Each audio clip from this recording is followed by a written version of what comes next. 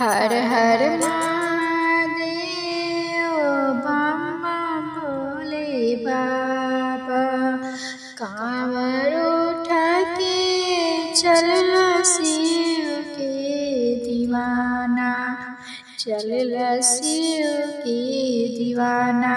तुझे बासहारा कुजेला सहारा, हर हर बम बम के नारा कुजेला सहारा, हर हर बम बम के नारा। गंगा जलवा से बारल बागइला, गंगा जलवा से बारल बागइला। बोल बम के नारा से कांपे गइले लोगवा, बोल बम के नारा से कांपेला लोगवा।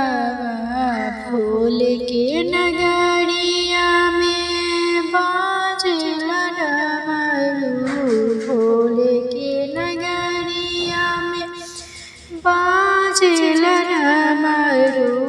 नाचेला शिवाजी हो झूमेला डमरू, नाचेला शिवाजी हो झूमेला डमरू। हर हर महादेव, हर हर महादेव, बम बम भोले महादेव, बम बम भोले महादेव। बम बम बोलो, बम बम बोलो, बम बम बोलो, बम बम बोलो। भांग के गोला से नशा में डलाला, भांग के गोला नशा में डलाला।